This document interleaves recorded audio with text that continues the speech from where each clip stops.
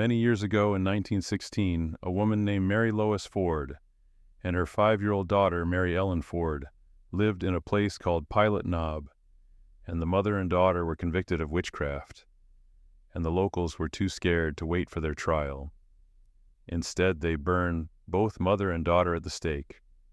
The body of the mother was buried somewhere outside of town, but they were afraid that the girl witch would return from the dead. In search of a place, so the frightened locals buried the girl's body right there in Pilot Knob, in a sturdy steel coffin. After lowering the coffin into the grave, they filled it with concrete. They then put gravel on top and put up a metal fence around the burial place. The fence was made of interlocking white crosses that the locals believed would keep the ghost of the little witch inside. According to legend, the ghost of the little witch wanders back and forth behind the fence. They say that she is still looking for her mother, who was buried in another place, but she cannot get out of the fence. Some people have even seen footprints of a small child in the gravel above her grave. Locals believe that if you visit the little witch's grave alone and get too close, her hand will appear from the grave, grab you, and pull you into the concrete. Those who have seen her claim that she is wearing a white dress that is burnt at the bottom, and her long hair is glued at the ends. People who live in this area advise visitors not to approach the grave. I never said there one local, and no one goes there. A lot of strange things happen there. Others, too, will tell you that you need to turn around and not rush to this cemetery.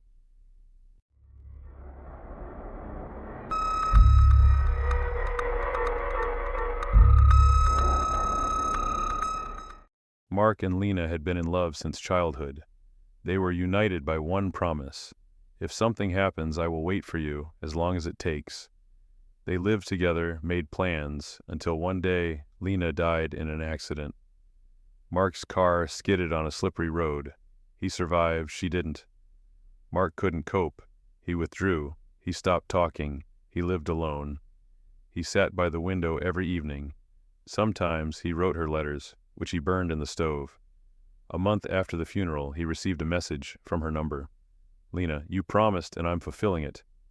He thought that one of his friends was playing a joke, but each subsequent message sounded more and more intimate, more and more precise. She knew details that no one else could know.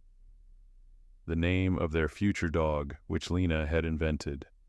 The secret code on the lock in their box. And even a line from the letter that he burned. He started going crazy. The messages came every evening at the same time, and one day he woke up at night and saw, "Didn't you hear me knocking? I was standing at the door. Will you let me in today?" He rushed to the door. No one. But since then, the doors themselves began to open at night. He began to hear someone walking around the house barefoot, the sound of a drop, as if someone was wet, and in the correspondence, "I'm cold here, empty, I want to be near. You still love me, right? Let me in. Only you can." Culmination. One night he wakes up and sees her. Lena is standing by his bed, the same, only pale, and her hair is wet. She sits down next to him, whispers, "I was near all this time. You just forgot how much you promised." He replies, "I still love you." She smiles. "Then you should stay too." Ending. The next morning, the door to the apartment is locked from the inside. Mark doesn't come out.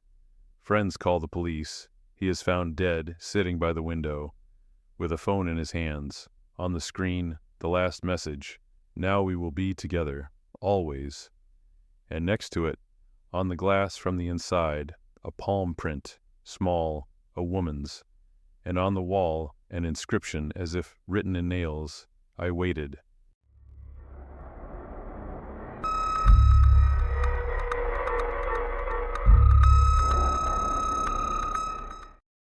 One of my relatives worked for 20 years in forensic medicine, and when I was little, always asked her, "Don't be afraid to work with the dead."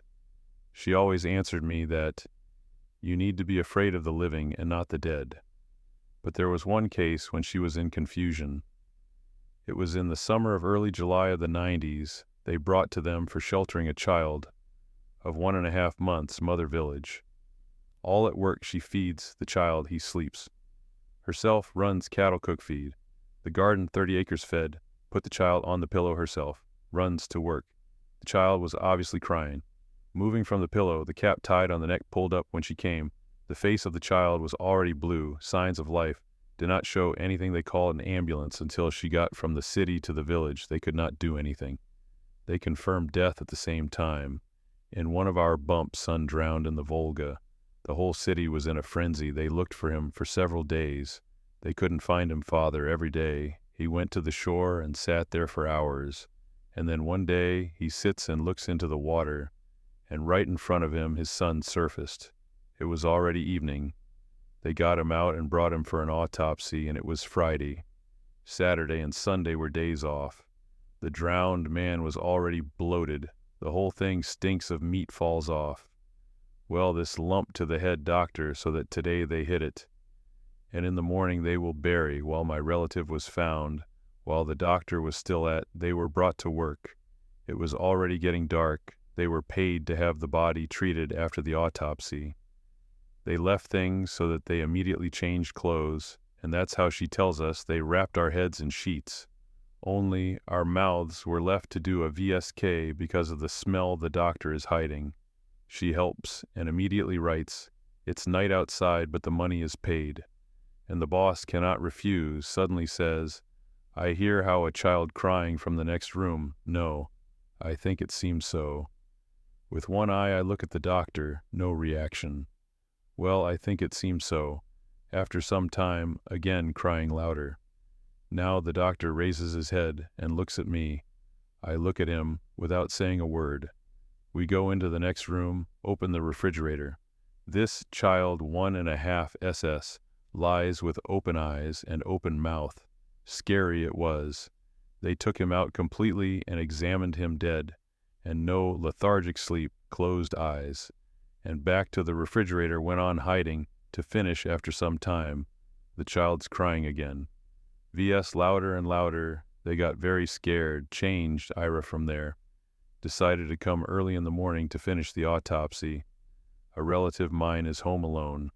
She is afraid to go, but the doctor went to see her off to the apartment at 5 in the morning. They came to work, put on robes, aprons checkered.